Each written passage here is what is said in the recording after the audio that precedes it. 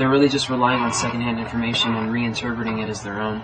And so that's another distinction from other websites that we don't try to follow. We don't copy and paste or look for information that's based on New Age principles, or that's based on some of these things that are coming up in the New Age with a lot of different ideas about ascension. We look more towards ancient wisdom, like the Kabbalion with its Hermetics, and we look towards Buddhism, and we look towards Hinduism, we look towards the history of alchemy, we look towards Kabbalah, we look towards all these esoteric traditions which can teach so much. We look for all of them, and we take the best information out of them, and we weave it together with this new information, with this new Ascension Age information, because that's really what it requires. Is just like we were saying the other day about the Fibonacci sequence, how it goes 1, 1, 3, 5, 8. It looks back and then it doubles, or it doesn't double, but it looks back and then it adds that to the value that it's at to get the next step. And so really enlightened awareness is like that. It's like the natural progression of looking back and taking from what we've had over the last couple thousand years with Hinduism and the Tao and everything, Zen and all this stuff, and putting it into a coherent, digestible package so that people can take from it and also add together this new stuff that's coming out. I mean, I focus a lot on new stuff also, like Drunvilla Melchizedek or Nassim Haramein, Alan Watts. We do use a lot of new informations and weave it together with the ancient informations. And I think that again, that's probably what set Enlightened Awareness apart from other low-key websites. They don't leave a lot of room for expanding their presence. Maybe they set up around or oriented around some meditations that they're selling or some CDs that they're selling, and really that's most of the things that you see on their websites are just oriented around the services or the goods that they're providing. But from the very get-go, Enlightened Awareness has just been about gathering information. Would you reject or proudly wear the crown that was bestowed upon you, that it's given you the authority of being a king of the archives? Because no one really out there is really putting this information out there. King of the archives.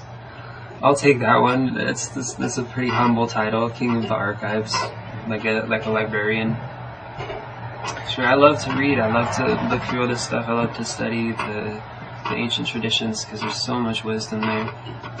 Recently, I haven't been able to study as much as I wanted because I've been working more towards being active and getting out there and working with people and putting this stuff on YouTube and getting people together here in Mendocino County to make an ashram. So, yeah. King of the Archives.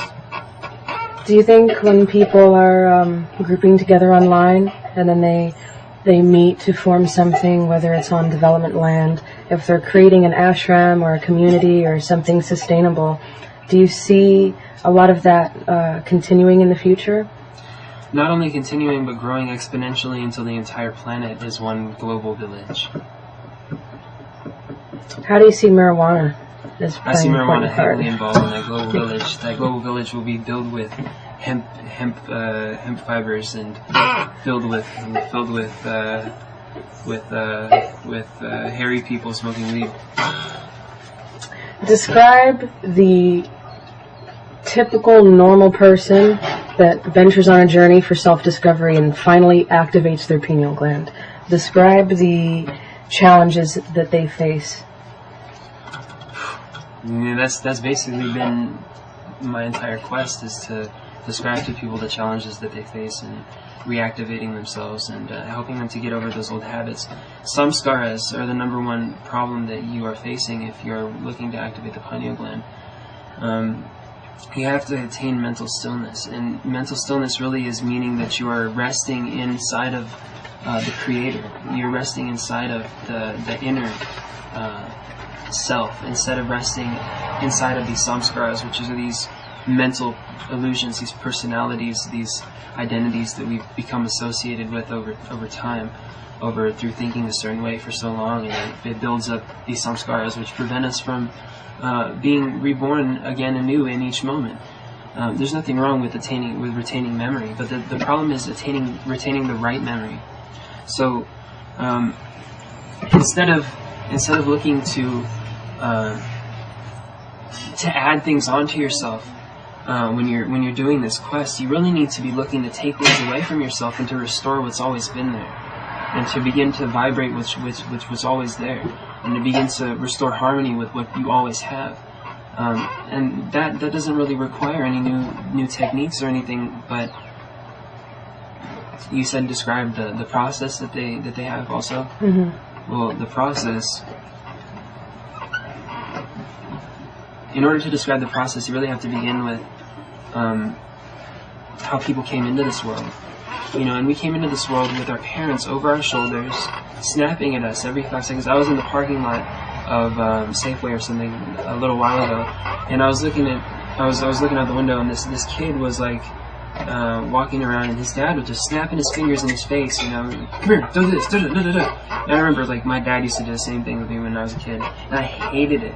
And that's because it develops this thing inside of a kid where they just they feel like tense. They feel like somebody's always like watching them, and they get this idea in their head that somebody's always going to come up and tell them that they're wrong. And so you see this in people a lot. You see this when you're talking to people, when you're with people. They have this constant fear that they're going to do something wrong. So if you can get over that fear, that is a tremendous aid to your process. But really, the development of that fear is the beginning of the process of deactivation, and the process of losing the connection to the pineal gland, because you're agitating yourself, and you're creating false emotions and creating illusions. All of this is the downward spiral. Right? So in order to activate the pineal gland, you need to be on the upward spiral. So the process of somebody coming into a pineal gland activation is that their whole life they've been on the downward spiral. And I mean, my whole life I felt like sluggish, like tired, apathetic, all this stuff, and I never really understood why. Like, why do I feel like all this apathy and this lethargic, and why do I feel like shit all the time? And it's because really not only the diet, the TV, the way we think, the way we act, everything is working against you. So you have to really let go of all these things. That's why I say it's more about letting go. You have to let go of all these ingrained habits. And when you let go of all these habits, and you restore that renewal that you can have in this infinite energy inside your core, that's all you need to do. That's it. And then you'll just rest in that. And that will just renew you. And the third eye energy will spread from the crown and down the throat into the heart, and you'll just be renewed in that silence and in that stillness.